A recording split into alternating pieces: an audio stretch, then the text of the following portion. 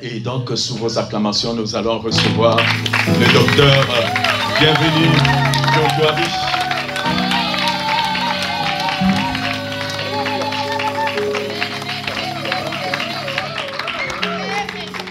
Les chants. Les chants. Merci. Merci Seigneur.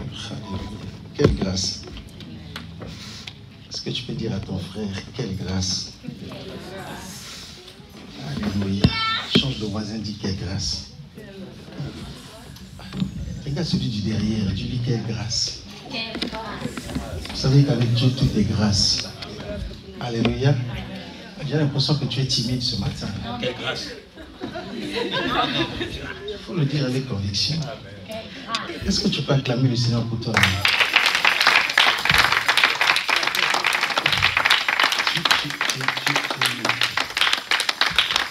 Je sais que ce matin, tu as eu la grâce d'être debout. Alléluia. Il y a nombreux qui n'ont pas pu se lever ce matin. Il y en a qui croyaient que c'est le réveil qui les réveille. Mais je pense que si vous prenez le réveil, vous ramenez ça à la morgue. Et si ça sonne, je pense que les gens ne vont pas se réveiller. Donc c'est pour te dire que ce n'est pas ton réveil qui t'a réveillé ce matin. Ce n'est que la grâce de Dieu. Voilà pourquoi je dis quelle grâce. Quelle grâce. Alléluia. Alors je suis content d'être encore parmi vous ce matin et partager la parole. C'est vrai que c'est moi qui devais intervenir, mais l'apôtre a essayé de faire violence. Et il avait violence, et effectivement, je suis là. Parce que ce matin, on avait une action de grâce. On célébrait au fait de Cameroun. Donc aujourd'hui, c'est des plats de Cameroun qu'on devait manger. Et donc moi, j'ai dit, bon, tu sais ce que Papa Patrick m'a dit? Il m'a dit, non, faut me choisir la bonne part, comme mon mari a fait et non Marthe. Donc si tu vas là-bas, c'est la part de Marie, et eux, ils restent avec Marthe là-bas. Que Dieu soit loué. Est-ce qu'on peut lever nos mains vers le ciel? On va prier. Père, ce matin, je m'abandonne entre tes saintes et divines mains. Je veux être ce matin un canal de bénédiction pour ton peuple. Tu t'es choisi de moi ce matin afin que je puisse leur parler. Je veux simplement m'oublier. Je veux m'effacer devant ce peuple. Je veux me rendre inutile devant ce peuple afin que toi seul, tu puisses primer, que tu puisses prendre la gloire. Parce que sans toi, nous ne pouvions rien, Seigneur. C'est auprès de toi que nous venons, Seigneur. Comme Marie a compris, oh Dieu. Seigneur, nombreux parmi nous, nous cherchons voir ta main. Or, la main de Dieu, c'est l'action de Dieu qui agit dans nos vies. Mais peu d'entre nous, nous cherchons, Seigneur, à voir, à toucher, à prendre tes pieds. Marie, c'est celle qui a compris qu'il fallait qu'elle vienne à tes pieds. Elle est venue, Seigneur mon Dieu, s'humilier. Elle est venue, Seigneur, se rendre, oh Dieu, de s'abandonner, Yahweh. Elle a pris ce qu'elle avait de valeur, non seulement le parfum de nard, mais ses cheveux, oh Dieu, celle qui représente la gloire de la femme, elle a mis ça en train d'essuyer tes pieds pour dire, Seigneur, qu'elle avait besoin de tes pieds et non seulement de ta main. Seigneur, ce matin, nous ne sommes pas là seulement pour voir ta main, mais nous voulons, Seigneur, pour toucher tes pieds. Nous voulons demeurer à tes pieds. Parce qu'à tes pieds, Seigneur, nous sommes ressourcés. À tes pieds, nous sommes transformés. À tes pieds, Seigneur, tu changes nos caractères. Et c'est ce que je souhaite ce matin. Que tu puisses changer notre mentalité, oh Dieu.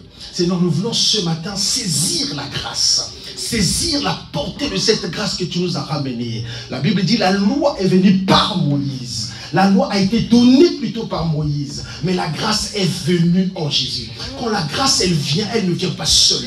Quand la grâce, elle vient, elle apporte quelque chose de spécial. Seigneur, que ta grâce vienne encore ce matin, oh Dieu de gloire, demeurer dans la vie de quelqu'un. Je prie, Seigneur mon Dieu, après ce message, que quelque chose se passe dans la vie de tes enfants. Seigneur, je refuse que personne ne reparte du Seigneur tel qu'elle est venue. N'est-ce pas que ta parole est claire, que Seigneur, quand dit qu'elle est comme une pluie qui quitte le ciel et qui ne peut jamais repartir sans avoir mouillé la terre. Seigneur, que ta parole nous fasse du bien, Seigneur. Nous bénissons ta parole, nous bénissons ta présence. Cher Saint-Esprit, je ne peux parler sans toi. Et je ne peux parler sans pouvoir t'élever et te glorifier. Parce que c'est toi qui es la source de mon inspiration. C'est toi qui m'inspire, c'est toi qui me parles. Et je veux que tu me parles, Saint-Esprit. Je m'abandonne à toi. J'ai préparé quelque chose, mais quelquefois, je suis limité en moi.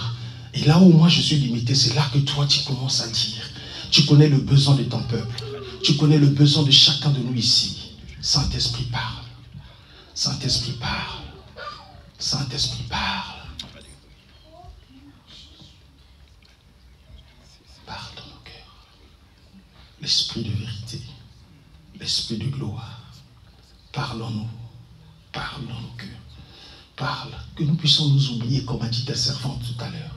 Nous puissions nous oublier, oublions nos soucis, que nous puissions oublier nos problèmes, tout ce que nous avons rencontré dans la semaine, que ce soit au travail. Nous voulons laisser ça d'abord de côté et que le Saint-Esprit parle à nos cœurs. Alléluia. Merci Seigneur. Béni soit ton nom, Père, dans le nom puissant de Jésus. Est-ce qu'on peut dire tous Amen. Amen. Dis Amen, Amen. Pendant que tu t'assois, tu es en train d'acclamer le Seigneur. Alléluia.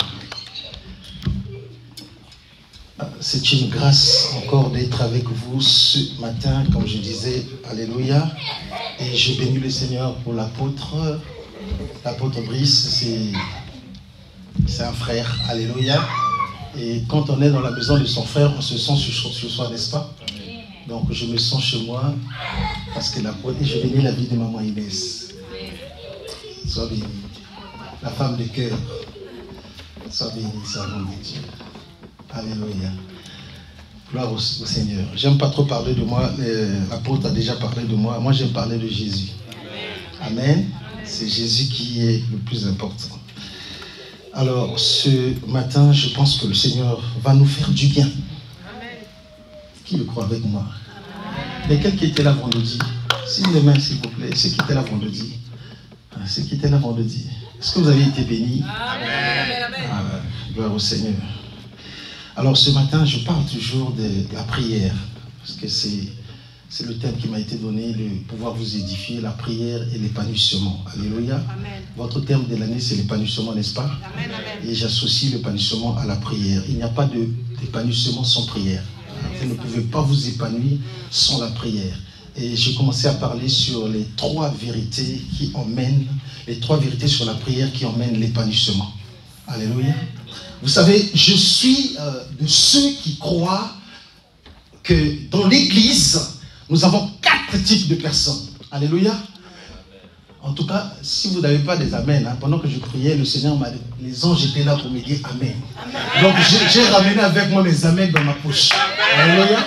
Donc j'ai mes amens avec moi. Même si vous ne dites pas amen, en tout cas, je les ai avec moi. Donc je disais que dans l'Église, nous avons 4 types de personnes. Dans l'Église, nous avons la première type de personnes, nous avons des poissons. Alléluia. Il y a des églises dans les poissons parce que Jésus a dit, le royaume de Dieu est semblable à un filet qu'on jette dans la mer et qui attire toutes sortes de poissons. Alléluia. Et donc, dans l'église, quand vous lancez le filet, dans la mer, vous attirez, il y a des fois des crapes, il y a des fois des cailloux. Donc, il faut faire un tri. C'est pareil, dans l'église, nous avons des poissons. Des poissons, ce sont des gens qui viennent pour la toute première fois, qu'ils ont besoin de foi de la parole de Dieu. Alléluia. Et quand vous avez beaucoup de poissons dans l'église, c'est-à-dire qu'il y a des gens qui ne grandissent pas, je tiens un langage spirituel, des gens qui ne grandissent pas, ça crée un décalage et ça crée beaucoup de problèmes dans l'église. Une église où le pasteur a beaucoup de poissons, il a beaucoup de problèmes aussi. Alléluia. Deuxième type de personnes que nous avons dans l'église, ce sont des brebis. Alléluia. Les brebis, Jésus a dit, mes brebis entendent ma voix et ils me suivent. Alléluia. Et quand vous avez des brebis dans l'église, ça commence un peu à aller pour le pasteur. Mais il n'est pas toujours à l'aise. Parce que les brebis, ce sont des gens qui sont trop plaintifs.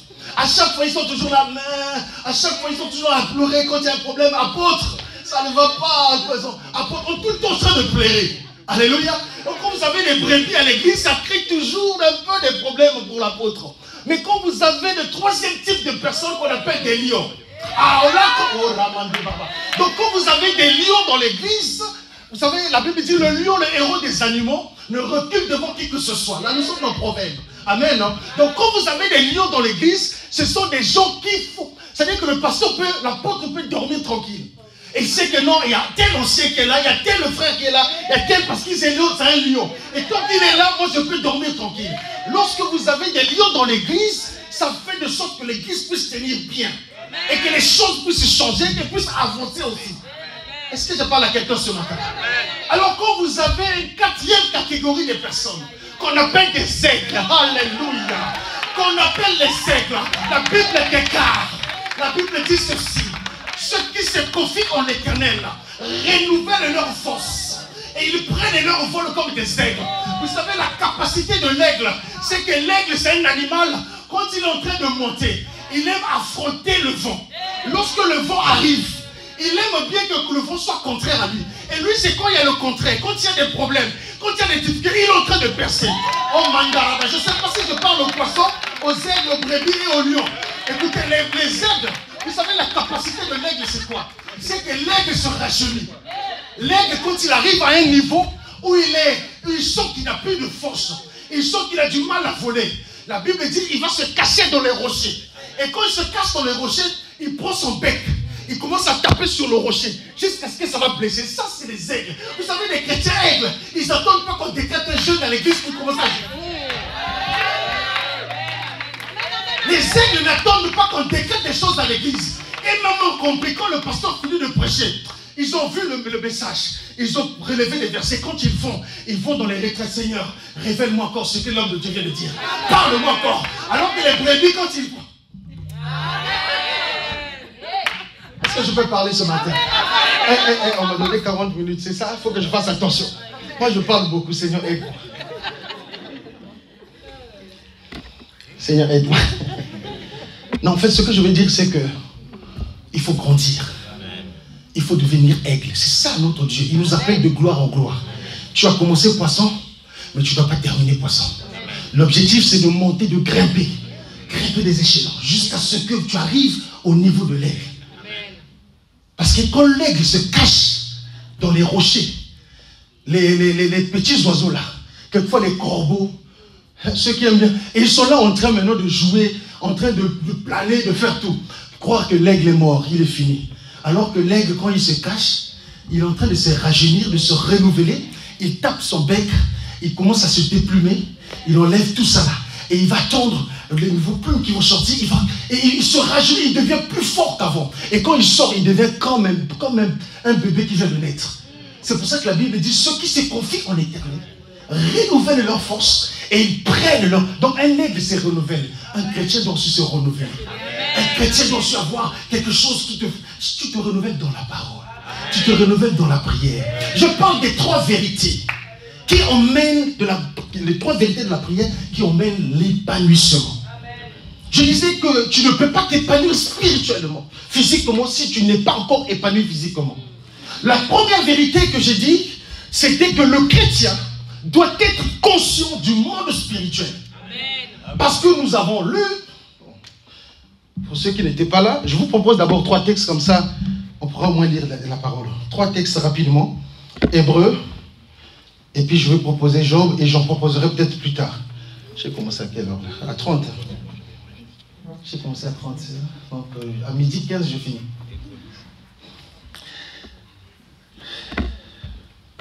C'est 13h15. Ah, 13h15, ok. Merci. Rapidement, nous allons lire Hébreux chapitre 11. Nous allons lire le verset 3 et le verset 6. Après, j'aurai besoin d'un lecteur après, quelqu'un qui pourra m'aider pour lire.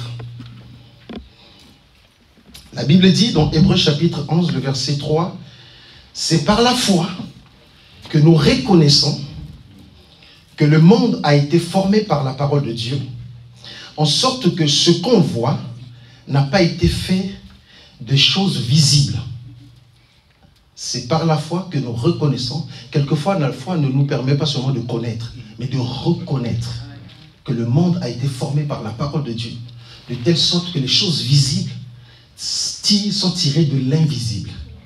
Je vais prendre le verset 6. La Bible dit, « Or, sans la foi, il est impossible de lui être agréable.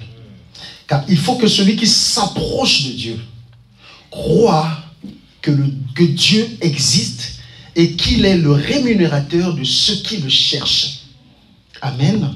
Nous allons prendre Job chapitre 2 rapidement. Ce sont les textes que j'ai proposés le vendredi. Job chapitre 2. Je vais lire jusqu'au verset 3. « Or, les fils de Dieu vinrent un jour se présenter devant l'Éternel, Et Satan vint aussi au milieu d'eux se présenter devant l'Éternel. L'Éternel dit à Satan, d'où viens-tu? Et Satan répondit à l'Éternel, de parcourir la terre et de m'y promener. L'Éternel dit à Satan, as-tu remarqué mon serviteur Job? As-tu remarqué mon serviteur Job? Il n'y a personne comme lui sur la terre. C'est un homme intègre et droit, craignant Dieu et se détournant du mal. Il demeure ferme dans son intégrité et tu m'excites à le perdre sans motif. Amen. Est-ce qu'on peut s'asseoir? La prière est très importante dans la vie d'un enfant de Dieu. Le poisson se sent libre quand il est dans l'eau. Et l'enfant de Dieu se sent libre quand il est dans la prière. Alléluia. La prière, c'est créer l'atmosphère spirituelle. C'est permettre à Dieu de descendre, de s'interférer dans les affaires des humains. À chaque fois que tu pries, c'est comme si tu disais à Dieu, descends, viens intervenir sur la terre. Viens intervenir, je t'invite. Ou tu préparais une place pour que Dieu vienne s'asseoir. À chaque fois que tu pries, bien aimé, la prière est indispensable. C'est indispensable. Tu ne peux pas vivre une vie chrétienne sans prière. C'est faux. Non. Ça, je disais là, c'est comme quelqu'un qui fait de l'apnée. Alléluia. Tu ne peux pas vivre une vie chrétienne sans prière. C'est triste aujourd'hui de voir des chrétiens aujourd'hui, des gens qui croient en Dieu, qui viennent à l'église, mais qui ne prennent pas le temps de prier. Ou encore, quand ils prient, c'est des prières de 1-2 minutes. Hein. Seigneur, merci parce que tu m'as gardé le matin, tu m'as protégé, le travail. Merci Seigneur parce que pour cette nuit, ça s'arrête là. Alléluia, amen. Moi, je crois à la qualité de la prière et à la quantité de la prière. Les deux sont pareils. C'est vrai qu'il y en a qui prient beaucoup, mais qui ne fois rien dire. Alléluia. Je crois à ces deux choses. Non, Seigneur, laisse-moi parler de ce que je dois parler. Saint-Esprit. Les trois vérités, la première vérité, j'ai dit que premièrement, tu dois croire que le monde spirituel existe et que les réalités spirituelles sont au-dessus des réalités physiques. Tu ne peux pas commencer à prier, tu te mets à genoux dans ta chambre, Seigneur, je suis en train de prier, Seigneur, je te demande pour telle chose, tu es en train de déclarer des choses et que tu ne crois pas qu'il y a un monde spirituel, il y a quelqu'un qui t'entend dans un autre monde. Est-ce que vous comprenez ça? C'est là où j'ai expliqué le vendredi que l'homme en réalité est esprit, ayant une âme qui vit dans un corps. Donc quand l'homme oublie qu'il est esprit, c'est là qu'il tombe. C'est là qu'il ne peut pas bien prier. C'est là que la prière devient mécanique dans sa vie. Une prière répétitive, une prière de tous les jours. Vous savez, la prière ne peut pas être mécanique. Je disais encore à mes enfants, je dis la prière doit être conduite par... Une prière conduite par le Saint-Esprit ne peut pas être mécanique. Il y a toujours quelque chose qui change. Mais le problème, c'est que l'Église aujourd'hui prie mécaniquement. Toujours, on sait comment commencer, on sait comment terminer. Alléluia. On ne laisse pas à la place du Saint-Esprit de pouvoir nous conduire. Est-ce que je parle à quelqu'un ce matin? Donc la première des choses, c'est ça. Tu dois être conscient. Le premier pas dans la prière, tu dois être conscient qu'il existe un monde spirituel. Alléluia. Alors la deuxième chose, je disais que en dehors du monde spirituel, une autre vérité, c'est que le monde spirituel, les réalités spirituelles influencent les réalités physiques. Les réalités, les choses qui se passent dans le spirituel. Le monde spirituel est le grand frère du monde physique. Quand j'ai un problème avec le petit frère, il me faut de faire recours au grand frère. Est-ce que quelqu'un me comprend? Je suis en train de tenir des langages spirituels. Donc le monde spirituel, c'est le grand frère. Le monde physique, c'est le petit frère. Si j'ai un problème avec mon petit frère, je dois faire recours à mon grand frère. Est-ce que quelqu'un me comprend? Je vais vous expliquer ça mieux. La Bible dit, quand Dieu parle à David, David il dit dans ses psaumes, tu dresses une table devant moi en face de mes adversaires. Tu dresses une table et sur cette table-là, il y a quoi? Alléluia. Souvent, on n'a jamais fait attention. La table dont la Bible parle ici, il s'agit de la table qu'on appelle la Sainte Seine. Or, sur la Sainte Seine, il y a deux ingrédients. Il y a ce qu'on appelle le pain, il y a ce qu'on appelle le vin. Si le chien le temps, j'aurais continué à vous parler de ce qui c'est, de la première fois où on a parlé de ces choses-là. On parle de vin et on parle du sang et du pain. La personne qui a institué ça, c'est M. Sédek. Quand il a rencontré Abraham, dans Genèse chapitre 14 pour la première fois, la Bible dit qu'il donna à Abraham le pain et le vin. Mais quand M. Sédek donne le pain et le vin, il dit à Abraham un principe, il le bénit sur un principe spirituel. Maître du ciel et de la terre. M. Sédek bénit Abraham sur le principe du maître du ciel et de la terre après avoir donné le pain et le vin. Quand vous rentrez dans le mystère, de la parole, vous allez comprendre. Je n'ai pas le temps de rentrer dans les détails. Mais le pain représente la terre et le sang représente le ciel. Pourquoi? Il y en a qui me disent, mais l'homme de Dieu, qu'est-ce qu'il dit? Quand la Bible dit, Jésus donnait le pain à ses apôtres. Il dit, ceci est mon corps, livré pour vous. Nous, on habite où? Sur la terre. Ceci est, donc le pain, c'est pour ceux qui sont sur la terre. Mais quand il donne le sang, il dit le sang de la nouvelle alliance.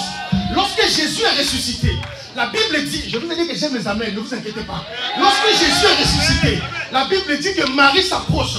Marie veut toucher Jésus. Jésus lui dit, ne me touche pas, parce que je ne suis pas encore monté vers mon Père qui est votre Père, vers mon Dieu qui est mon Dieu. Mais pourquoi Jésus a refusé que Marie le touche? Parce que Jésus devait présenter le sang.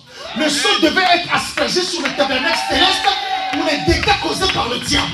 Donc le sang, ça représente le ciel et le pain représente la terre. Ça veut dire, quand Dieu disait à David, tu dresses une table en face de mes adversaires, pour dire que sur la terre, s'il y a des choses que tu demandes, si le pain ne te donne pas, fais recours. Voilà pourquoi je dis que le pain, c'est la terre, le sang, c'est le ciel. Ça veut dire que tu dois chercher des choses. Si sur la terre, ça ne te donne pas, c'est sur le ciel qui va t'appeler. Bien aimé, vous ne connaissez pas le mystère de la Sainte Seine. J'ai prêché un jour sur la mort du testateur. C'était ça le thème. La mort du testateur. C'est quand le testateur meurt que le testament devient mandaraba. Est-ce que vous... Ah Seigneur. Est-ce que vous savez que les sorciers, les magiciens, tous ceux qui opèrent, ils ont des choses qu'on leur a données. Il y en a quand tu vas opérer, on te donne une clochette. On peut te donner, je ne sais pas, quelque chose, tu mets sous le lit. Mais nous, notre Seigneur, il nous a donné aussi quelque chose de mystique. La Sainte Seine. Et si je prends le temps de vous parler de la Sainte Seine, je pense que chacun va changer sa façon de voir les choses. La Bible dit, vous savez, la Sainte Seine, je dis ça aux enfants de Dieu souvent, c'est la dernière prise de finition. Ceux qui regardent les catchs américains, vous savez que ces gens-là, ils ont des prises de finition. Quand ils te donnent, ils te prennent dans cette prise-là, tu ne peux plus sortir, c'est fini. La Sainte Seine, c'est la dernière prise de finition de Dieu. C'est une table que le Seigneur nous a donnée pour attester qu'il est véritablement mort. Et c'est la preuve que le diable sait, incontestable, il ne peut pas contester, que quand ta table est dressée, le ciel et la terre se réunissent. Je dis que quand la table est dressée, le ciel et la terre... Écoutez, quand Israël est en Égypte, la Bible dit que Moïse a opéré 9 miracles. Souvent on dit 10. Non, Moïse n'a pas opéré 9 pleins. 10, c'était 9. La 10e, Dieu lui a dit, rentre dans la maison, va t'asseoir. Parce que c'est moi, je veux rentrer dans le combat. Le ciel va maintenant rentrer dans le combat. La terre a rentré, il y a eu les tel plein. Maintenant, cette fois-ci, moi, je rentre dans le combat. Et quand Dieu rentre dans le combat, tous ils sont dans les maisons. Le sang est mis sur les mandarabas. C'est là que les Égyptiens ont abandonné. Le pharaon a dit, mais non, plus de question. Parce que c'était la dernière prise que le Seigneur a démontré en Égypte. Est-ce que je parle à quelqu'un ce matin? Je veux dire à quelqu'un ce matin que si les choses de la terre te refusent, quand le ciel intervient, et lorsque nous célébrons la scène, il y a le ciel et la terre qui sont là. Alléluia. La prière. Le monde spirituel influence le monde physique. Tu dois croire à cela, bien-aimé. Tu dois être conscient que le monde spirituel domine, a de l'avance sur le monde physique. Les choses qui existent sur la terre, les choses que nous voyons, bien-aimés, quelquefois on se dit que c'est normal. Ce n'est pas normal. Il y a des choses que nous avons normalisées qui ne sont pas normales. Les réalités, vous savez, les AVC que vous voyez, quelqu'un qui a fait un AVC. Oh non, mais c'est normal, AVC. Mais tu ne sais pas que spirituellement, on lui a donné un coup. Il y a des accidents que nous voyons. On se dit que c'est un accident. Ah ben non, mais c'est normal, c'est un accident. Ah non, mais c'est le chauffeur qui avait bu. Mais tu ne sais pas que ça a été orchestré depuis le monde spirituel. Que ce chauffeur-là puisse commettre une erreur afin que toi tu puisses partir. Il y a des choses que nous avons acceptées comme ça. C'est pour cela que moi je suis contre. Je suis contre ces choses. Je suis contre les gens qui disent que non, comme Job. Je parlais de Job. C'est ce qui est arrivé dans la vie de Job. Job, il dormait, il était bien, c'était un peu heureux. Il avait peur que la vie de ses enfants puisse aller en cascade. Chaque fois, tout le temps, fait des offrandes pour les enfants, tout le temps. Alléluia. Mais c'est que Job avait le problème de Job, c'était parce que la Bible dit, la Bible est claire. Quand vous lisez dans Job 38, la Bible dit, as-tu commandé à l'aurore? Est-ce que tu, bien aimé dans le Seigneur, ce qui est arrivé dans la vie de Job, il a dormi le matin, il se réveille. La Bible dit, ses biens sont passés en cacahuètes. Tous ses biens se sont détruits. Pour toi et moi, on va dire que c'est des catastrophes naturelles. Il y a des choses qui arrivent dans nos vies, ce ne sont pas des catastrophes naturelles. Il y a des pluies qui arrivent, ce sont des pluies envoyées depuis le monde des ténèbres. Je vous dis ce qui est vrai, frère. Si je me mets ici à vous donner les témoignages, il y a beaucoup de choses qui se passent dans ce monde physique-là. Avant que ça arrive ici, ça commence d'abord dans le spirituel. Pour Job, il était tranquille, il disait, ah Seigneur, mais qu'est-ce qui m'arrive? Pourquoi mes affaires se tombent comme ça là? Pour lui, ah non, mais c'est un vent qui est venu de l'Orient, je ne sais pas. Mais lui ne savait pas que la nuit, qu'il y avait des gens qui étaient assis autour d'une table en train de décider des choses sur lui. Toi, tu ne sais pas qu'il y a des choses que tu acceptes, qui se passent dans ta vie. Ce sont des choses qui sont décidées dans la nuit. Pendant qu'on est en train de prendre des décisions, toi, tu es là en train de ronfler, de dormir. Mais ma question est celle-ci, maman Inès. Job, on lui dit que Job, c'est une réunion où les fils de Dieu se réunissent. Mais où était Job pendant que les fils de Dieu se réunissaient? Parce que Dieu dit que Job, mon serviteur. On a lu ça, non? Donc, en temps normal, Job devait participer à cette réunion-là. Mais il n'était pas à cette réunion. C'était là le problème de Job. Aujourd'hui, tout le monde, oh non, mais c'est normal, hein? Dieu a donné, Dieu a repris. Frère, je suis contre tout ça. Je sais qu'il y a des moments où Dieu a donné, il a repris. Mais nous avons normalisé ça alors que de fois, quelque chose que tu devais prier pour que la situation change. Toi, tu n'as pas prié, tu commences à dire Dieu a donné, Dieu a repris. C'est faux. Voilà pourquoi je suis contre les gens qui aiment bien Habakkuk chapitre 2. Oui. Il y en a qui disent Habakkuk 2, oh, écrit la prophétie. Elle marche. Elle ne mentira pas. Elle arrivera à son terme. Même si elle tarde, attends-la. Frère, la Bible dit, c'est une prophétie dont les temps sont fixés. Et la Bible, écoutez, la Bible dit que cette prophétie, elle marche. Ça veut dire que si elle marche, elle a des pieds. Si elle a des pieds, moi aussi j'ai des pieds. Écoutez, la prophétie est là. Dieu a dit qu'il me bénira dans fin janvier 2025. Moi, je suis là, on m'a dit la prophétie fin janvier. Moi, j'attends la prophétie. Je m'assois comme l'amant. Hein? Dieu a dit qu'il faut attendre, elle viendra. Si elle a des pieds, elle a des pieds. Si elle a des pieds, elle marche. Ça veut dire que si elle marche, moi je marche. Je ne vais pas attendre là-bas, je vais croiser. Je déclare et je décrète. Il y a quelqu'un qui va croiser sa prophétie. Avant elle, je dis que quelqu'un va croiser sa prophétie. Si elle marche, toi aussi tu dois marcher.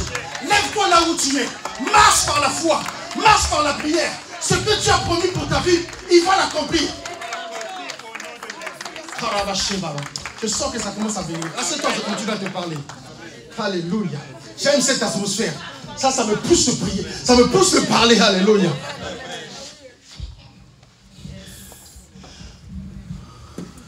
Le monde spirituel est réel. Le problème de l'homme, c'est parce qu'on n'est plus conscient en fait de notre vraie nature. Je parlais de l'identité. On a perdu notre identité. On ne sait pas qu'on est esprit, ayant une âme qui vit dans un corps. Les réalités du monde nous ont fait oublier notre vraie nature, notre vraie identité. Quand Jésus est venu, la première des choses qu'il a réglées, c'était l'identité de l'homme. À tous ceux qui l'ont reçu, à ceux qui croient en son nom, elle a donné le pouvoir de devenir enfant de Dieu. La première des choses que Jésus a réglées, c'est le problème de l'identité. Tu dois être conscient que je suis esprit. D'ailleurs, dans le livre de Job, il est dit, en réalité, dans l'homme, c'est l'esprit, le souffle du Tout-Puissant qui l'anime. Alléluia. Donc, en réalité, l'homme est esprit. Et quand l'homme oublie cette dimension d'esprit, c'est là qu'il a des problèmes. Alléluia. C'est là qu'il se laisse conduire par son âme. Il se laisse conduire par ses émotions. Il se laisse conduire par ses pensées. Tout ça, ça vient de l'âme. Il faut que la parole de Dieu, qui est une épée à double tranchante, pénétrant jusqu'à partager l'âme et l'esprit, jointure et moelle. Vous savez, scientifiquement, c'est démontré là où se passent les jointures et les moelles, c'est là où se passent les vitamines. Scientifiquement, c'est démontré comme ça. Et moi, je crois que la parole de Dieu est une vitamine. Quand tu la lis, quand tu la médites, oh mon Dieu, mon roi. Je parle de quoi? Deuxième chose, je disais qu'il faut croire que le monde spirituel influence le monde physique. Et la troisième vérité, je disais que Dieu exauce les prières. Dieu exauce les prières. Alléluia. Souvent on a cru que non, mais j'ai prié. Est-ce que Dieu m'entend? Dieu t'entend. Dieu exauce les prières. Nous prions un Dieu qui s'est donné lui-même. d'exaucer les prières. Ce n'est pas quelqu'un qui lui a forcé. Ce n'est pas quelqu'un qui lui a obligé. C'est lui-même qui s'est donné de pouvoir exaucer les prières. Il dit, lorsque le juste crie, il entend. Alléluia. Amen.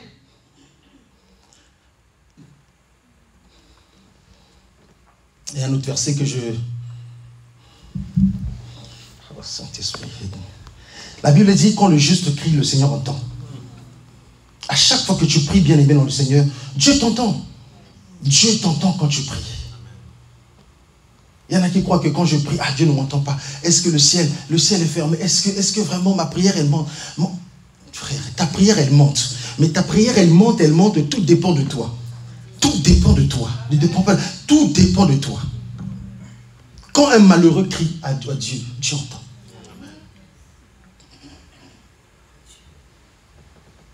Quand tu pries dans ta chambre, tu fermes ta chambre, même si l'apôtre n'est pas là. Tu adresses la prière de tout ton cœur. Tu es sincère avec ton Dieu. Dieu t'entend. Alléluia. Dieu exauce les prières. Le problème avec nous, c'est parce que nous oublions la réalité du monde spirituel. Vous connaissez cet homme qu'on appelait Daniel. Daniel a prié. Il a prié, sa prière est montée. Et sa prière est montée, ça a dépassé le 2e ciel. Quelquefois, quand tu pries, tu commences à penser, Seigneur, j'ai oublié ma nourriture. Seigneur, j'ai oublié de mettre la nourriture, la marmite au feu.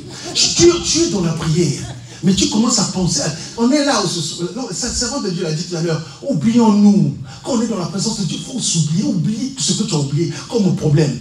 Peu importe la gravité de ton problème, ça ne peut pas être au-dessus de notre Dieu. Je vais vous expliquer ça tout à l'heure. Peu importe la nature où c'est, Dieu est au-dessus de tes problèmes. Si tu donnes tes problèmes à Dieu, laisse Dieu gérer ça. Quelquefois, il faut dire à Dieu, Seigneur, bon, toi tu gères mes problèmes, moi je gère tes affaires à toi. Tu as raté l'occasion de dire bon amen.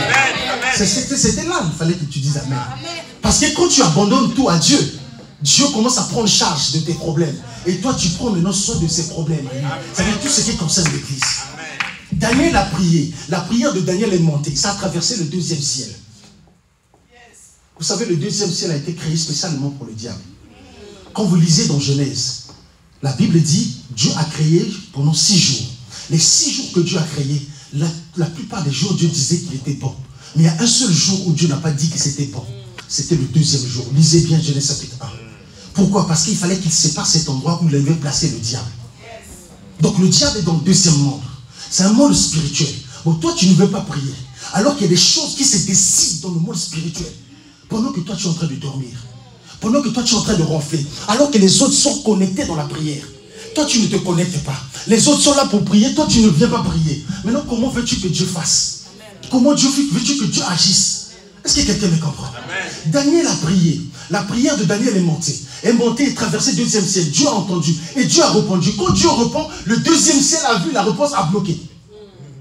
Mais cependant, le 2e ciel a bloqué. Daniel n'a pas cessé de prier. Est-ce que vous comprenez ça? Si Daniel avait arrêté de prier, il aurait dit que non, mais ça fait longtemps que je demande à Dieu des enfants, Dieu ne me donne pas. Ça fait longtemps que je demande, Dieu ne me donne pas. Tu commences à accuser Dieu. Une fois j'ai prêché, je disais que Dieu est accusé sur les bancs. Dieu est assis sur les bancs des accusés. Tout le monde accuse Dieu. Si c'est ça arrive, c'est à cause de Dieu. Pourquoi Dieu a pris ma mère? Pourquoi Dieu a pris mon père? Pourquoi Dieu... Frère. Alléluia. Amen. Daniel a continué à prier jusqu'à ce que sa prière est montée encore au ciel. Au point où Dieu a dit, oh, mais j'ai déjà répondu à ça.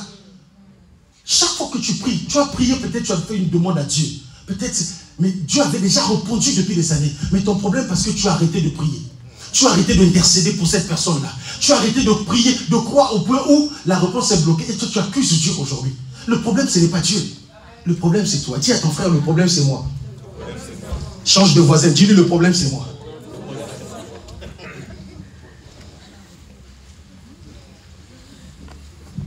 Que quelqu'un me lise Jacques chapitre 4, le verset 3. Je vais vous expliquer quelque chose avant de pouvoir décoller. Jacques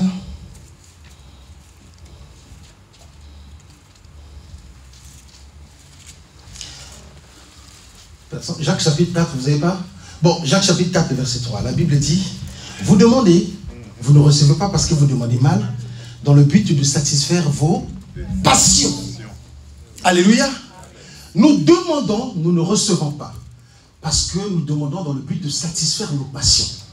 Prenons place. Les deux textes que j'ai lus, c'est les textes qui parlent de la foi. La foi dans la vie chrétienne est très importante et capitale. Alléluia. La foi est le premier pas pour celui qui avance sur le chemin de la prière. Quand tu n'as pas de foi, moi je prends souvent ce risque-là, je dis aux enfants de Dieu, si tu n'as pas la foi, je prends le risque de t'exclure du christianisme. Parce que le christianisme marche avec la foi. Le christianisme marche avec la foi. La foi n'a jamais été une option dans la Bible. La foi est une condition. La Bible dit, si tu crois, tu verras. Je crois au présent et je verrai dans le futur. Mais les gens ne savent pas une chose, que le futur est extensible. Bon, je vais revenir, je vais expliquer ça après. Laissez-moi d'abord parler de Jacques chapitre 4. La Bible dit,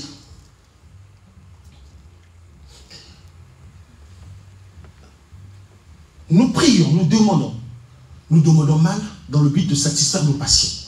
Mais Dieu ne répond pas aux passions. Alléluia. Dieu ne répond jamais aux passions. Le problème que nous avons avec notre génération, c'est un problème des passions. Cette génération-là, ah Seigneur, aide-nous. C'est là où je dis souvent que si les gens comme les Pierre, les gens comme les Jacques, Jean, pouvaient revenir à la vie, ils pouvaient nous voir et dire que mais ces gens-là n'ont pas compris. S'ils voient notre chrétienté aujourd'hui, notre façon de servir Dieu aujourd'hui, mais ils vont dire, mais ces gens-là vraiment, nous on a commencé les bases, on a donné le relais, au lieu qu'ils continuent à bien faire les choses. Alléluia. Bien aimé dans le Seigneur. La foi, la foi c'est le contraire. Non, ce que je veux dire c'est que la foi n'exclut pas... Attendez, cette phrase-là, je l'ai notée.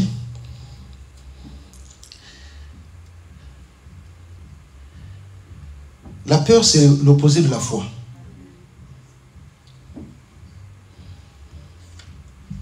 Voilà, la peur, la foi, ce n'est pas c'est le contraire de la peur. Moi, je préfère quelqu'un qui est incrédule que quelqu'un qui est peureux. Alléluia. Parce que la peur n'est pas l'absence de la foi. Quelqu'un m'a entendu? Je dis la peur n'est pas l'absence de la foi, mais c'est plutôt l'inverse de la foi. L'absence de la foi, c'est l'incrédulité. Quelqu'un qui est incrédule ne peut rien attirer vers lui. Mais quelqu'un qui est peureux, il attire des mauvaises choses vers lui. Quelqu'un qui a peur de son lendemain, qui a peur que ses enfants ne pas réussir. Vous allez voir que ses enfants finiront de ne pas réussir. Parce que tout le temps, c'était sa jambe. Il avait toujours peur. Ah Seigneur, je sanctifie mes enfants. Ah, peut-être qu'ils ont péché hier. Ah, peut-être qu'ils ont fait... Apprends-leur la prière. Apprends-leur à prier, à chercher Dieu. Ils vont craindre Dieu. Toi, tu ne les as pas appris les b.a.-ba de la parole. Tu es tout le temps là en train de venir. Eh, peut-être mes enfants ont péché. Peut-être mes enfants ont péché. C'est ça. La foi, c'est l'inverse de l'incrédulité. Un incrédule n'attire rien, mais la foi, vous savez, la foi marche de la même façon avec la peur. Quelqu'un qui est peureux, souvent quand nous on grandissait, j'expliquais ça dimanche passé, on avait tendance à avoir peur. Je me rappelle une fois, apôtre, je dormais, maman est partie à la veille. Nous on devait dormir seul à la maison. Vous savez, nous qui sommes nés en Afrique, là c'est compliqué. Quand maman partait là, on vous laissait, on avait tellement peur. Et ce jour-là, quand on a dormi, on s'est dit avec ma grande soeur, c'était elle l'aînée, j'ai dit on va mettre les bouteilles sur les fenêtres, question de piéger le voleur ou peut-être quelqu'un qui va rentrer. Donc on a mis les bouteilles, on a glissé les bouteilles un peu, on a penché vers les fenêtres. Et le vent a soufflé la nuit. Et les bouteilles sont tombées. Dès qu'on a entendu la bouteille tomber, j'ai dit à ma soeur, il y a quelqu'un qui est rentré dans la maison. Et j'ai dit à ma soeur, vas-y, elle me dit, non mais c'est toi le garçon. J'ai dit, oh, moi je suis le petit frère, toi tu es la grande soeur. Et là il y a un discussion. J'ai dit, non, moi je ne veux pas. Mais toi tu es la grande soeur. Ça c'était la peur. Vous savez, quand on a peur, en réalité on a peur de quoi? On n'a pas peur des sorciers. Quand on a peur, en réalité, on a peur de la mort. Parce que même le sorcier, même le chat, même ce que tu as peur là, même le cafard que tu as peur dans la maison, Le but, c'est parce que c'est le cafard te touche, il risque de te piquer, il risque de te faire mal, et après tu vas mourir. Donc en réalité, on a vraiment peur de la mort. Or, nous avons quelqu'un qui a vaincu la mort. Nous avons quelqu'un qui a vaincu la mort. Donc quand cette personne est en toi, tu ne peux plus manifester la peur. Est-ce que quelqu'un me comprend? Quand cette personne est en toi, tu ne peux plus manifester la peur. La peur, c'est vraiment, c'est quelque chose qui nous tue, qui nous empêche de vivre Dieu. De la même façon que la peur, la même façon que la peur attire des mauvaises choses. Parce que Job dit, ce que je crains, c'est ce qui m'arrive. Donc la peur que tu manifestes, les choses là vont arriver. Maintenant, imagine à la place de la peur, tu mets la foi. Tu crois que Dieu me bénira. N'est-ce pas que tu attires la bénédiction vers toi? Tu crois que tu auras des enfants, mais tu attires des enfants vers toi. Est-ce que vous comprenez ça? Quand tu mets à la place de la peur, tu mets la foi. Tu attireras des choses vers toi. Même sans ta volonté, mais tu vas les attirer parce que tu crois tellement. Est-ce que vous comprenez ça? Ce matin, j'aimerais dire à quelque chose ta façon de croire. Chose ta façon de voir les choses. Alléluia. Si j'ai la foi, je verrai la bénédiction. Là où il y a la pauvreté. Je verrai la vie là où il y a la mort. Là où je vois qu'il y a la mort, je verrai la vie. Je verrai la lumière là où il y a les ténèbres. Alléluia. Vous savez, la foi ne se conjugue jamais dans le passé. La foi se conjugue toujours dans le présent. La foi se conjugue dans le présent. Quand Jacques nous dit que vous demandez, vous ne recevez pas parce que vous ne demandez pas dans le but de satisfaire vos passions. En fait, notre génération, comme je disais, a un problème. Le problème de notre génération, c'est quoi? C'est que nous convoitons des choses. Nous voyons des choses, surtout sur TikTok, sur Facebook, sur tout ça. C'est ça quelque chose qu'on commence à convoiter. Ah, j'ai vu le pasteur là-bas, à prêcher comme il était habillé comme ça. Moi aussi, j'aimerais habiller. Seigneur, donne-moi un costume comme le pasteur là. Vous savez, moi, j'aime plus prêcher que je m'habille en demi-Dakar. Parce que je m'étais rendu compte à chaque fois que je m'habillais en demi-Dakar, les gens étaient plus focalisés sur mon habillement que sur la parole. C'est vrai qu'il y en a, comme des aigles.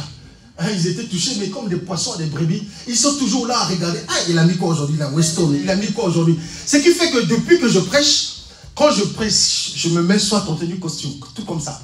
J'évite de mettre voilà, quelque chose qui attire. C'est comme ça que le Saint-Esprit m'a parlé au fond de moi. Je sais pas, c'est personne qui me l'a dit, mais moi, je sentais que, voilà, il faut que je change. Alléluia. Alléluia. Notre génération veut ça. Vous savez, Dieu ne répond pas aux passions. On veut que... Ah, Seigneur, je veux telle chose. J'ai vu ça sur TikTok. J'ai vu ceci. Ah, j'ai vu que telle église a ceci. Nous voulons... Bien aimé, chaque église a sa particularité. Chaque église a sa grâce. La grâce que vous avez, nous sommes tous un corps. Mais dans ce corps, nous avons les membres. Ce que le pouce peut faire, l'index ne pourra jamais le faire. La grâce que l'apôtre Brice a, moi, je n'ai pas cette grâce-là. Il a une grâce particulière. Et j'aime la grâce qu'il a. Est-ce qu'on peut acclamer le Seigneur pour sa grâce? Non, fais-le bien, s'il te plaît. Fais-le bien, il a la grâce. Lui, comme là où il se trouve, tu ne peux que rigoler. En tout cas, même si tu étais fâché, comment? Ah oui. Et quand il prêche, Et il se met vraiment à déclarer. Ça, je le sais. Vous n'avez pas besoin de me le dire. Alléluia.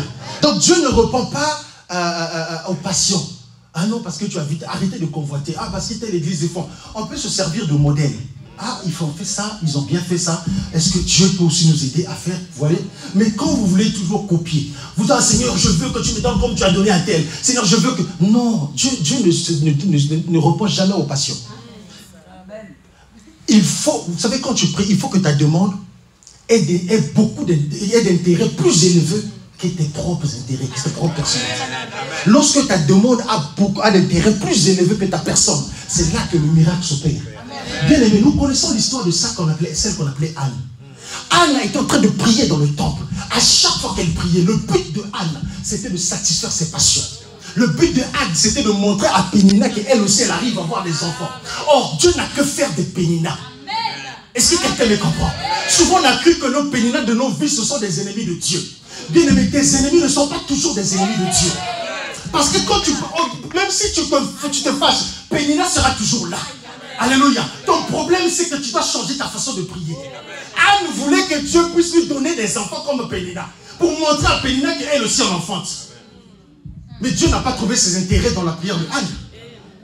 Le but de Dieu, c'était d'emmener Anne dans le temple pour constater que les enfants d'Élie étaient en train de se méprendre. Quand fait cela, c'est à ce moment qu'elle allait changer, qu'elle a changé même sa façon de prier. Quelqu'un me comprend? Amen. Si tes désirs répondent aux objectifs de Dieu, c'est alors que tu auras l'exaucement à ta prière. Amen. Souvent nous prions, nous demandons. Tu es quelqu'un qui a fait 500 prières, pas d'exaucement. Parce que tes prières, ce sont tes passions. Seigneur, je veux que tu me donnes le véhicule. Seigneur, je veux que tu me donnes ceci. Seigneur, je veux que tu me donnes parce qu'un tel a ça. Ah, Seigneur, Dieu n'a que... Qu'est-ce qu'il a à faire de Pénina? Il pourra laisser Pénina se moquer de toi toute sa vie. Toute ta vie sera là toujours à se moquer de toi. Amen. Alléluia. Amen. Tous nos ennemis ne sont pas des ennemis de Dieu. Oh, j'aime les Pénina parce que ce sont des gens de foi qui nous poussent. Amen. Quand Pénina est là, elle doit te pousser à chercher Dieu véritablement, pas à chercher à ce qu'à la concurrencer, à montrer que toi aussi tu veux. Non, non, pas du tout. Dieu ne te reprendra pas pour prouver à Pénina, pas du tout. Vous savez, Dieu n'a jamais dit, si tu veux que je fasse dans ta vie, rappelle-moi comment j'ai fait avec ta voisine. Dieu n'a jamais dit ça. Ah, si tu veux que je fasse, rappelle-moi comment j'ai fait avec le païen là. Oh non, parce que le païen là, comment il est béni. Vous ne connaissez pas le sort de païen. C'est Asaph qui dit, non, que j'étais sur le point de glisser. Quand il convoitait les païens, il était sur le point de glisser. Il voyait tellement les païens étaient prospères. Ils étaient bénis. Vous ne connaissez pas le sort des païens. Contente-toi de toi, de toi. Alléluia, de tes objectifs. Alléluia. Si tes objectifs ne sont pas limités à ta personne, c'est à... Oh mon Dieu, mon roi. Il faut que tes objectifs soient limités à ta personne. Et que tes objectifs puissent rencontrer les objectifs de Dieu. Quand ça rencontre les objectifs, c'est là qu'il y a le miracle. C'est là qu'on voyait Dieu agir. Oh, mais comment il a fait? Parce que Dieu a trouvé son intérêt dans ta prière. Tant que Dieu ne trouve pas son intérêt dans ta prière, il ne fera rien. Et il te faut la foi. Je disais que la foi ne se conjugue jamais dans le passé. La foi se conjugue toujours dans le présent.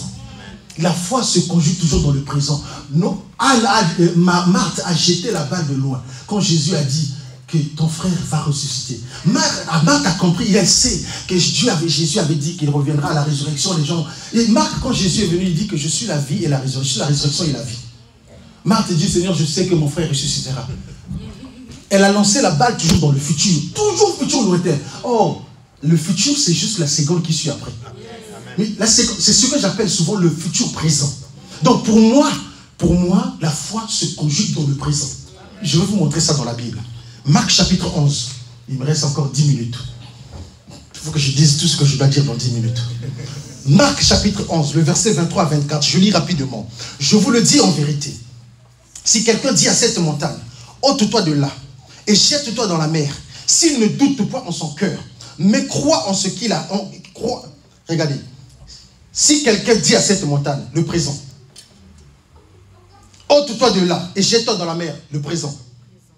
S'il ne doute pas en son cœur, le présent, mais croit que ce qu'il dit arrive, le présent, il le verra s'accomplir, le futur. En fait, les gens disent que s'accomplir, c'est dans le futur. En fait, ce n'est pas s'accomplir qui est dans le futur quand vous lisez ce texte. Il le verra s'accomplir. Ce qui est dans le futur, c'est tes yeux. C'est tes yeux qui sont dans le futur. Parce que si tu vois, s'accomplir n'est pas dans le futur. Ce sont tes yeux qui sont dans le futur. Alléluia. Le problème des accomplissements, c'est le futur. C'est le retard des yeux. Le problème des accomplissements, c'est le retard des yeux. Les yeux, là, c'est ça qui nous empêche de voir. C'est ça qui nous empêche de voir l'accomplir. En fait, le vrai problème, c'est que c'est toi qui dois régler le problème de tes yeux. Dieu règle le problème de la prière. Le problème de l'accomplissement, Dieu va régler. Mais en ce qui concerne les yeux, c'est toi. C'est-à-dire que tu dois voir les choses comme si elles étaient déjà. Est-ce que vous comprenez ça? Je me rappelle quand j'ai commencé ma foi chrétienne, à l'époque, ça nous sommes dans les années 95. Ah, j'entends quelqu'un dire, 95, peut-être quelques personnes parmi vous n'étaient pas encore nées. 95, à l'époque, il y avait le message de vie et radio de Sonic Kafuta, là, ART, là. Mais c'est le message de vie et puis de Coutinho. Et le matin, on avait l'habitude de prier avec un serviteur de Coutinho qui s'appelait Mangwatsa, si j'ai oublié le nom là. Et cette personne-là, quand il priait, il disait, Seigneur, je suis dans la voiture. Je me vois dans la voiture, je mets la première. Il n'avait pas encore de voiture. Je mets la première, je mets la deuxième, je mets la troisième. Il est en train de prier par la foi. Bien aimé, la foi c'est les yeux. Le problème de l'accomplissement, j'ai dit, c'est voir. Qu'est-ce que tu vois aujourd'hui? Tu dois voir ton futur, toi tu vois ton... Est-ce que tu le vois aujourd'hui? Quelqu'un qui n'a pas des enfants, mais s'il voit que Dieu lui a dit, tu le verras s'accomplir. La personne va se comporter comme quelqu'un qui a déjà des enfants. La personne ne va pas attendre que, oh non, mon mari, non. La personne va commencer même à acheter la liette. Seigneur, je prie, ça c'est, je veux un garçon. Seigneur, j'accepte pour le garçon. Bien aimé, je suis en train de vous dire des choses qui paraissent comme une folie, mais c'est la vérité. Ton problème avec ça, c'est parce que tu pries, tu ne vois seulement le futur. Toi, tu ne vois pas le présent. Tu es en train de vouloir un mariage. Comporte-toi comme quelqu'un qui veut déjà se marier. Tu peux aller même acheter la robe, déjà par la fois, tu ramènes la robe. Eh, bientôt, tu vas te demander, quoi, tu achètes la mariage, tu vas te marier. Oui, je sais que ça, je veux me marier bientôt. Ça vient déjà. Ah, tu as déjà trouvé. Oh, elle est déjà là, la personne. Tu es en train de parler, écoutez. Mais la Bible dit, on donnera à celui qui a. C'est pas ça? Et celui qui n'a pas, on fera quoi? On va ôter. Bon, expliquez-moi, comment on va ôter à quelqu'un qui n'a pas? C'est qu'il a, non? Donc, si tu crois, oh mon Dieu. Alléluia. Alléluia. Ton problème, c'est parce que ta foi est dans le futur, au lieu que ça soit dans le présent. Maintenant, regardez la deuxième partie de ce texte. La Bible dit, la deuxième partie, le verset 24. C'est pourquoi je vous dis, tout ce que vous demanderez en priant, toujours le présent. Tout ce que vous demanderez, ça c'est le futur. Croyez que vous l'avez reçu. Croyez, présent. Vous l'avez reçu, le passé. Vous le verrez s'accomplir, le futur. Écoutez, il n'y a aucune loi de la concordance de temps qui peut expliquer ce verset-là. Aucune loi de la concordance de temps qui peut expliquer tout ce que vous demanderez. Futur. Croyez, présent, que vous l'avez reçu, le passé, et vous le verrez s'accomplir futur. Si tu prends cette phrase, tu ramènes ça à ton professeur de français, il va te dire qu'il y a une erreur. Parce que Jésus est en train de dire, tout ce que vous demanderez, croyez que vous l'avez reçu aujourd'hui.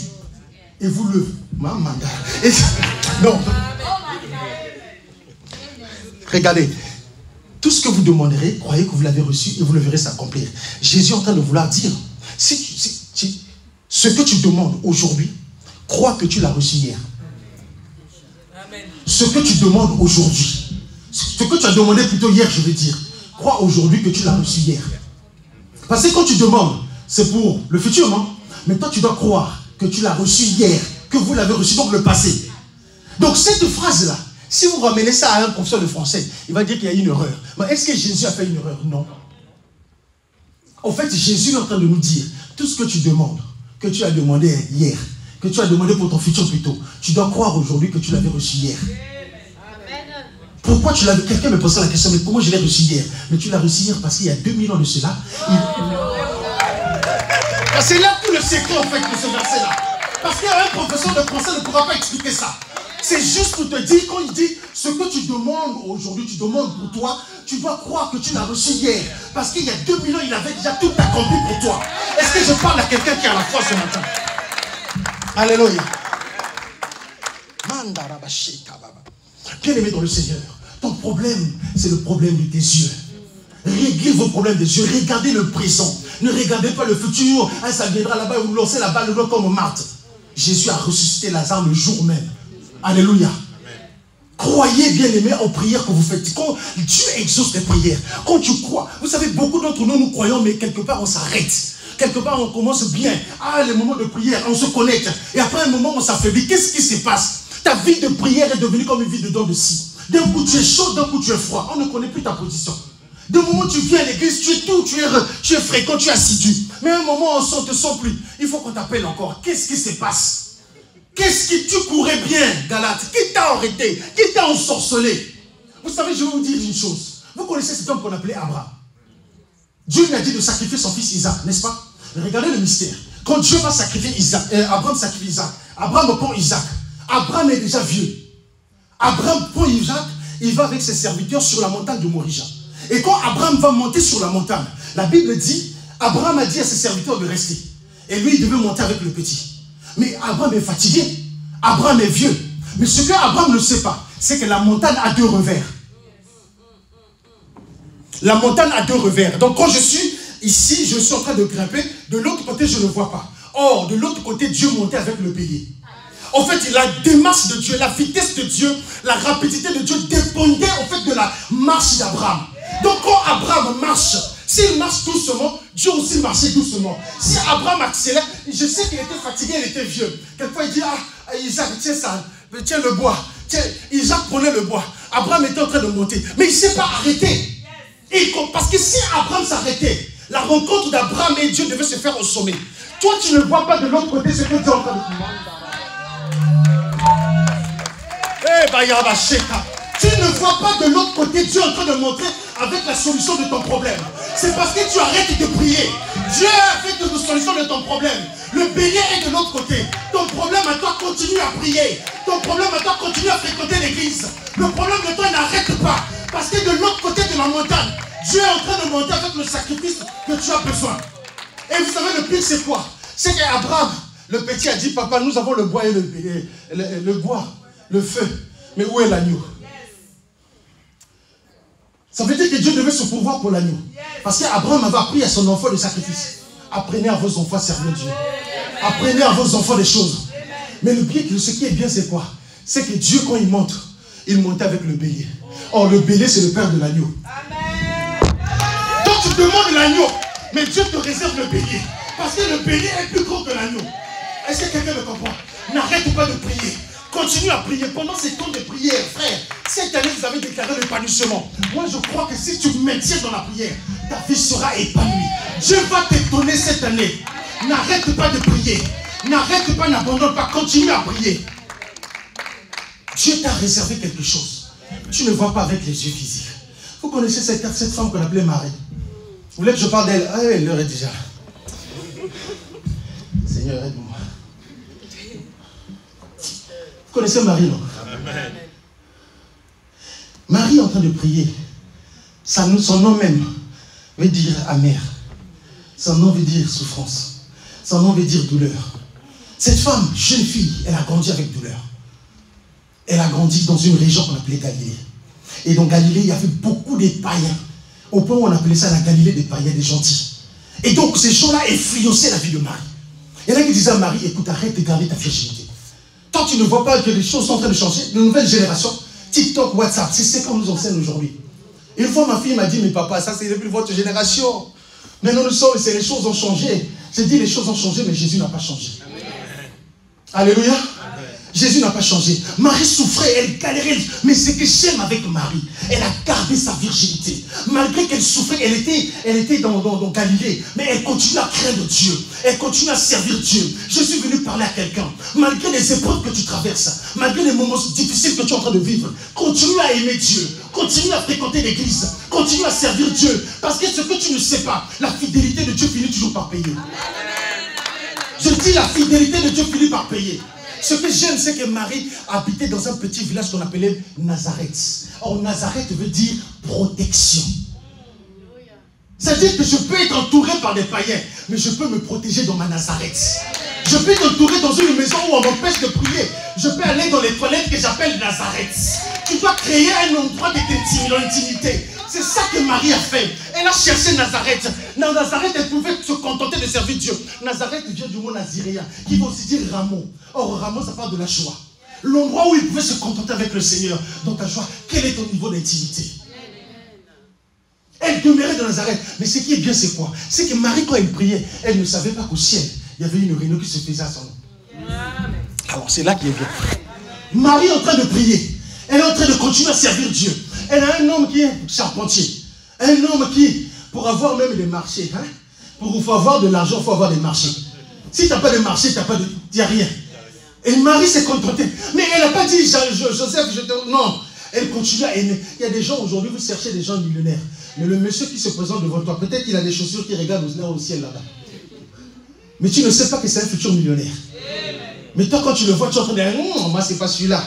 Moi, je veux un homme qui va bien cravate déjà. Vous savez, quand ma femme m'a aimé, je n'étais pas comme ça. Si je vous montre mes photos, vous allez dire, ah non, même celui-là, moi, je ne veux pas accepter. Et je me rappelle encore quand je la désirais à l'époque.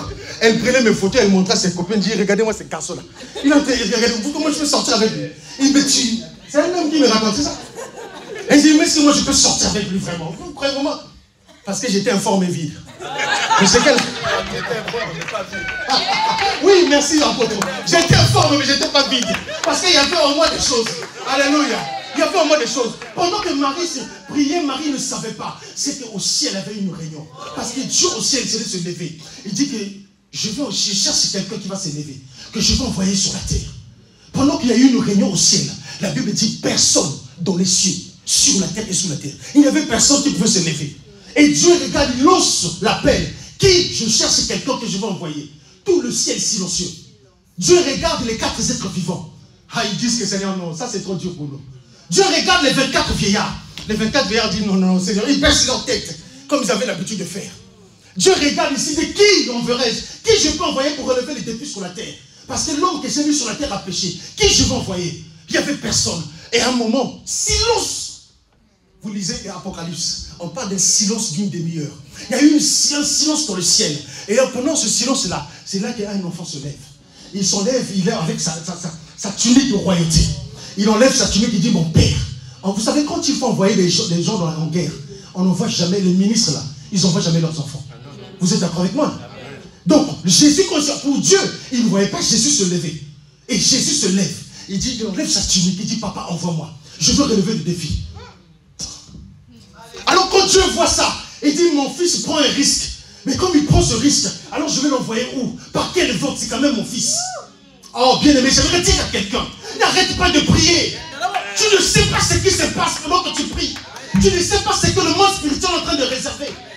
Il y a des choses qui se passent pendant que tu te lèves. Ah, je disais le vendredi, je prêchais pendant 1 mois et demi sur le secret de la prière. Comme la prière qui ouvre le ciel. Parce que toutes les prières n'ouvrent pas le ciel.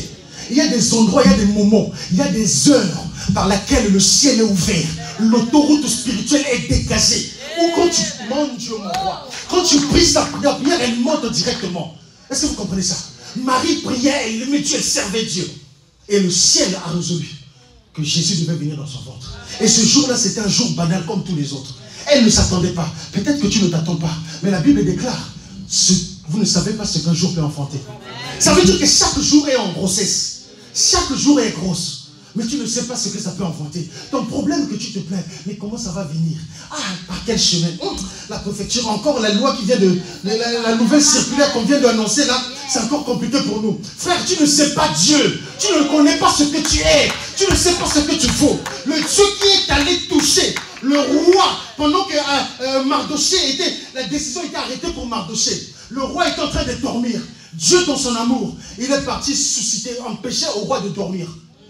Le roi se réveille la nuit, commence à ouvrir ses annales. Qui lui a envoyé? C'est Dieu. Tu ne sais pas par quel chemin viendra ton miracle. Tu ne sais pas par quelle voie. Dieu est capable de toucher un préfet là-bas. Il va lui empêcher de dormir à cause de toi. Tu as rassé l'occasion de dire bon amen. Marie dormait, elle regarde là. Le matin, elle voit seulement comme ça un ange qui apparaît. C'est Gabriel. Gabriel veut dire l'homme fort de Dieu. Et quand Gabriel apparaît à Marie, c'est que la première des choses, elle dit à Marie, félicitations. Vous lisez ça dans vos Bibles, on parle de notre salutation. Elle n'a pas salué. Quand vous lisez dans la version King James, on parle de congratulations. Elle dit félicitations. Marie est troublée. Parce que, lisez, pourquoi elle est troublée? Parce qu'on vient la féliciter sur quelque chose. Elle dit, mais qu'est-ce que j'ai fait? On dit congratulations. Je vois Dieu féliciter quelqu'un.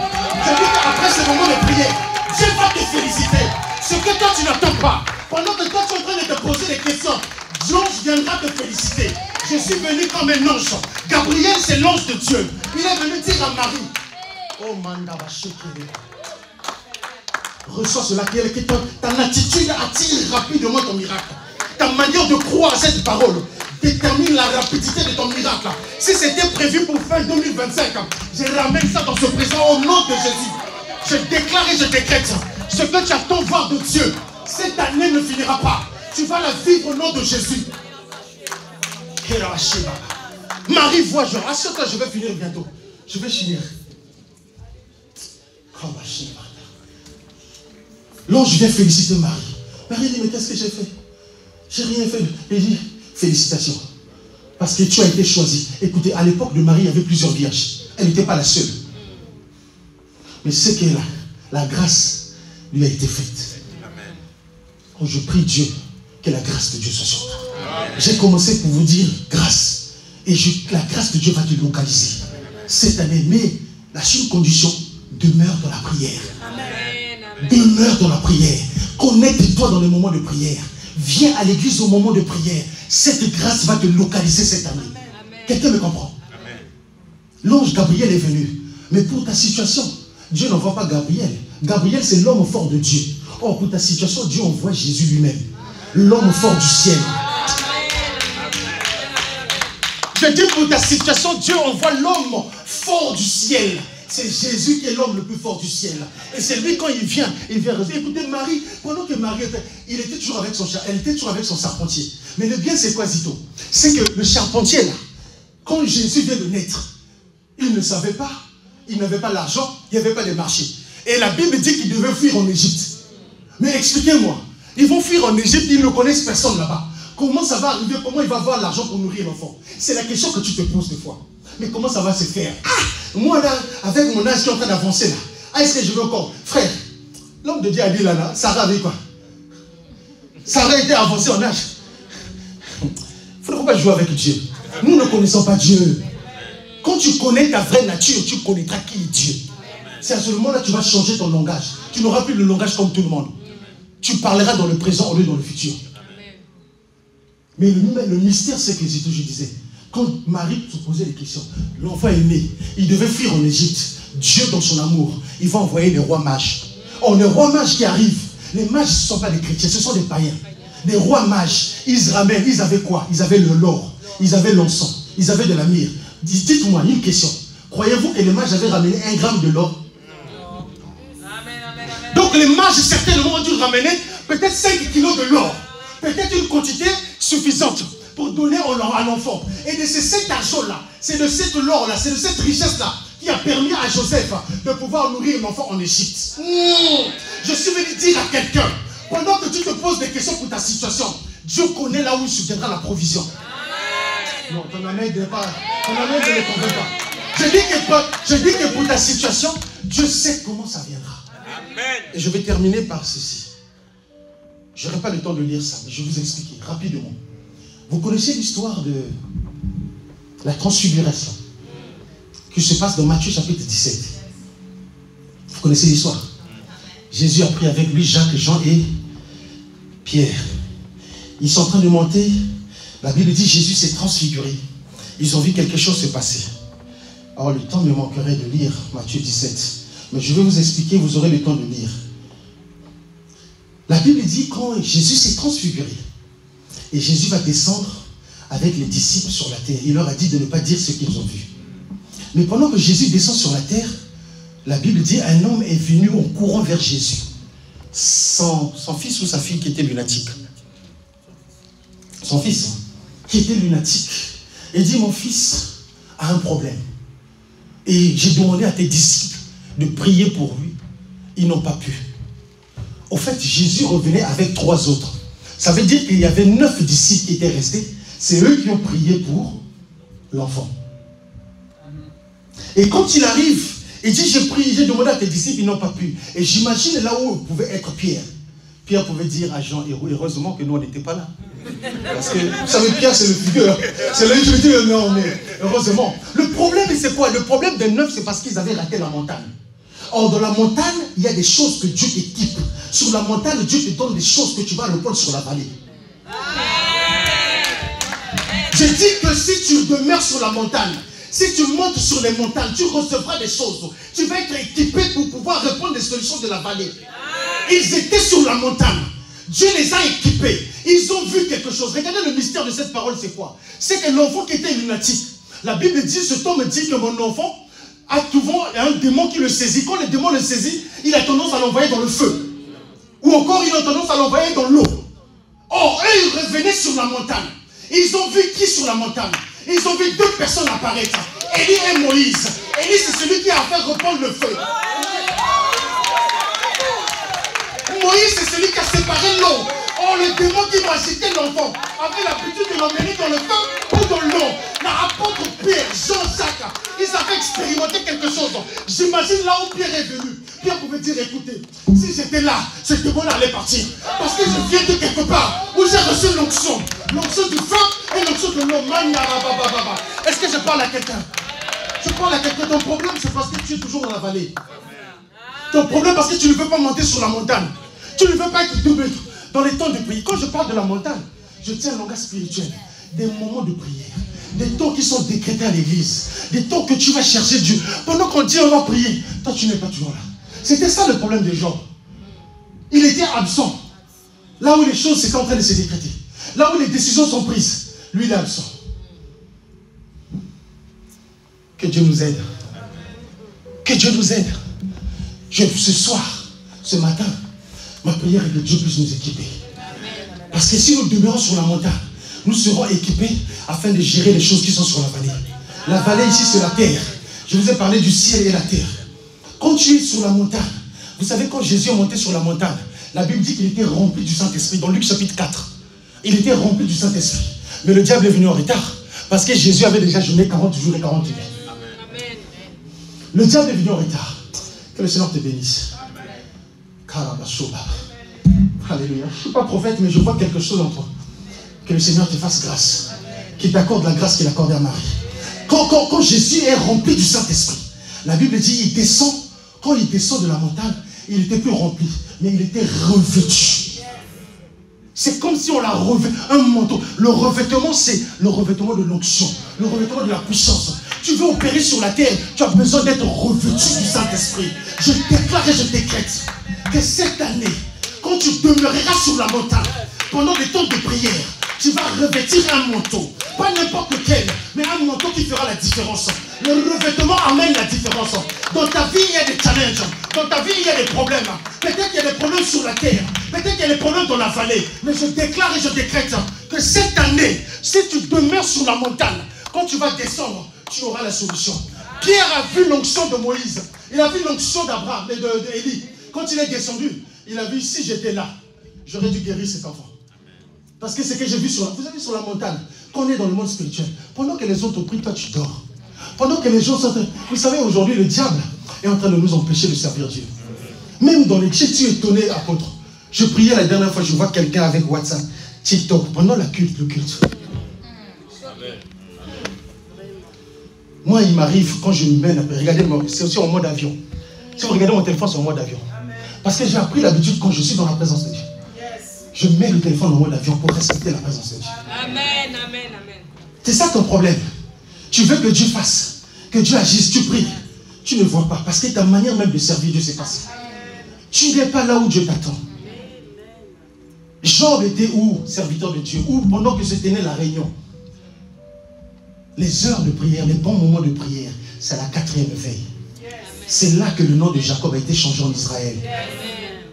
Quand tu te lèves à prier, pendant les heures, la 4e veille, il y a quelque chose qui se passe. Ce matin, nous allons nous lever. Nous allons prier Dieu. Ma prière est que Dieu puisse t'équiper ce soir. Je prie que Dieu puisse nous équiper sur la montagne. Que Dieu puisse nous équiper afin que nous puissions avoir quelque chose. Telle est ma prière. Je ne veux pas que tu puisses partir d'ici sauf que tu sois équipé d'une onction de revêtement. Une onction qui fera la différence. Je prie que ce matin, oh Dieu, soit un matin différent de ta vie. Si le Seigneur m'a dépêché ici, ce n'est pas parce que je veux simplement te faire plaisir, mais c'est parce que Dieu veut changer quelque chose dans ta vie. Dieu veut t'équiper d'un manteau. Dieu veut t'équiper d'une onction différente. Dieu veut te faire du bien. Chantez-moi le chant de... Quel est le chant que Yoram chantait hier soir là? Jéhovah quoi? Hein? Yeshua, voilà. Yeshua, Yeshua, Oh, que Yeshua fasse. Je ne vais pas prendre beaucoup de temps, je vais juste prier pour vous. On va prier avec ce chant. Enfin, moi, j'aimerais que quelque chose se passe. Yeshua est là présent. Bien-aimé, Dieu veut t'équiper. Sur la montagne, Dieu nous équipe. Dieu va nous équiper. Il a besoin de t'équiper. Ne demeure pas dans la vallée. Ne reste pas seulement sur la terre. Ne rate pas des moments de prière qui sont décrétés par l'Église. Parce que Dieu a besoin de toi. Il veut te faire du bien. C'est dans la présence de Dieu que Sarah a décidé de changer les choses. Il y a des choses dans ta vie qui demeurent parce que tu ne veux pas que ça change. La Bible dit que c'est par la foi que Sarah elle-même, si la Bible dit Sarah elle-même, ce sont l'apport de son mari, ce sont l'apport d'Abraham. Alors qu'Abraham venait d'avoir Ismaël, Sarah devait changer sa façon de prier. Si avant il priait 1 heure les deux, Abraham venait d'avoir Ismaël et Sarah devait continuer à prier parce que le problème était connu. Le problème de Sarah, c'est qu'elle avait commencé à avoir la honte dans le quartier. Tout le monde savait d'où venait le problème de la stérilité d'Abraham. Tout le monde savait que c'était Sarah qui a causé du retard à Abraham. Et Sarah devait prendre les choses en main. Ce matin, je suis venu dire à quelqu'un, il est temps que tu prennes les choses en main. Il est temps que tu changes les choses. La Bible dit c'est par la foi que Sarah elle-même. Sarah a dit, je ne veux plus prier au même rythme qu'Abraham. Je ne veux plus prier au même rythme que lui parce qu'il a déjà Ismaël. Donc Ismaël est là. Moi je ne peux plus prier comme, je veux dire, revolter quelqu'un dans sa façon de prier. Je suis venu dire à quelqu'un, tu dois changer ta façon de prier. Tu ne dois plus prier au même rythme qu'avant. Si tu t'attends à des grandes choses, tu dois changer ta façon de prier. Je prie ce matin, oh Dieu, l'esprit de vérité, l'esprit de gloire et de joie. Seigneur, commence à toucher la vie de quelqu'un qui change sa façon de prier. Élève ta main droite vers le ciel. Élève ta main droite vers le ciel. Je suis en train de parler de Sarah qui a pris la décision, qui a dit que la honte était maintenant sur elle. Tout le quartier pouvait se moquer d'elle. Mamie Sarah a perdu le temps à Abraham. Alors qu'Abraham était là, en train d'attendre 90 ans. Pas d'enfant. Le problème de la stérilité venait de lui. Mais Sarah s'est dit, je dois changer. Je ne peux plus prier au même rythme qu'Abraham. Il y a quelqu'un qui est en train de se révolter dans son cœur. Il y a quelqu'un qui est en train de dire que le temps est arrivé. Je dois prendre les choses de ma vie en main. Je dois changer ma façon de prier. Je dois changer ma façon de chercher Dieu. Je dois changer ma façon de servir Dieu. Que ta façon de servir Dieu ce matin change. Élève ta voix maintenant, commence à prier. Je veux entendre des voix, je veux entendre quelqu'un qui se révolte. Je veux entendre quelqu'un qui est comme Sarah. Quelqu'un qui est de la race de Sarah. Qui dit que les choses ont changé. Où sont passés les Sarah? Des gens qui changent les choses. Qui décident de changer et les choses changent. La prière ne doit plus rester comme Abraham. S'il priait 1 heure avant, Sarah rajoutait encore 1 heure de plus. Yeshua Mashiach. Seigneur, agis maintenant. Agis dans la vie de ma soeur. Agis dans le fruit de mon frère. Que les choses changent maintenant. L'onction de Dieu est en train de te saisir maintenant. La puissance de Dieu est en train de te saisir maintenant. La puissance de Dieu maintenant est en train de te localiser. Parce qu'il y a un changement qui est en train de venir. Il y a un changement qui est en train de te revolter. Ne sois pas distrait, ne sois pas distrait. Saint-Esprit de Dieu, Yeshua Mashiach, le Dieu aux possibilités illimitées, le Dieu aux ouvertures sans fin, le Dieu qui agit dans le secret, là où les hommes ne s'attendent pas. Tu as dit à Moïse, dites aux enfants d'Israël, les Égyptiens que vous verrez aujourd'hui, vous ne les verrez plus jamais. Il y a des situations que tu rencontres dans ta vie, tu ne les verras plus jamais. Parce que Yeshua est en train de se lever comme un grand guerrier.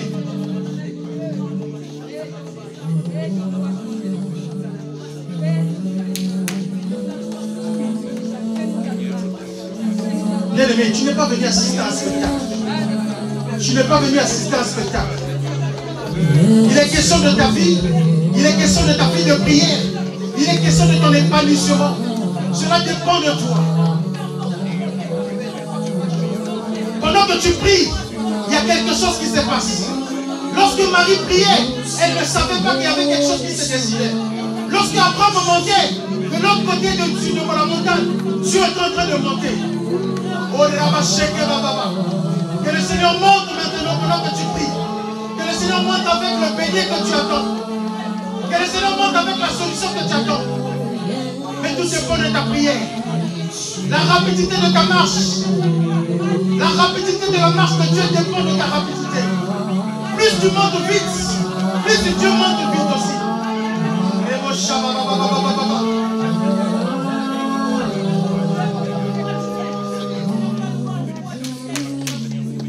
Tu vas rester calme, je vais prier pour ceux qui ont besoin d'une prière exceptionnelle. Si tu as écouté ce message avec les oreilles de l'esprit, tu as besoin de quelque chose de nouveau. Tu as besoin de quelque chose de spécial. Tu veux que ta vie de prière augmente. Tu veux demeurer sur la montagne pour recevoir de Dieu les choses qui vont répondre, qui vont répondre aux besoins de la vallée. J'aimerais prier pour toi. J'aimerais prier pour toi.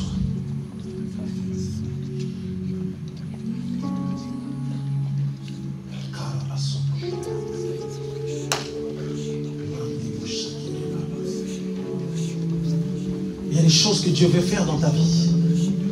Il y a des choses que le Seigneur veut changer dans ta vie. Il y a des choses que le Seigneur veut opérer dans ta vie, dans ta famille. Il y a des situations qui se décident alors que toi tu es absent. Le Seigneur veut que tu sois maintenant présent. Partout où ton nom sera mentionné, que ce soit dans le ciel, que ce soit au plus fond des villages où tu ne sais pas, quand ton nom est mentionné, tu le sauras. Parce que Yeshua va t'emmener dans la dimension, sur la montagne.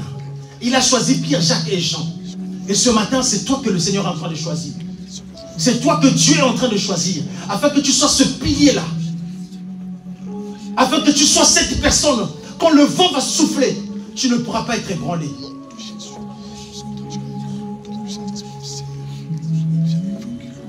L'onction que Dieu m'a équipée ce matin, c'est cette onction-là que je suis en train de répandre sur ta vie.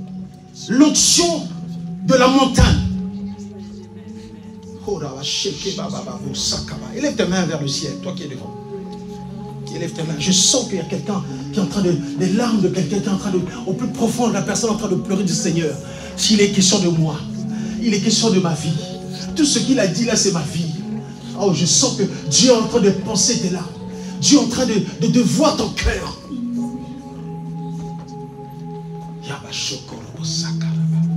Yeshua est présent, Seigneur.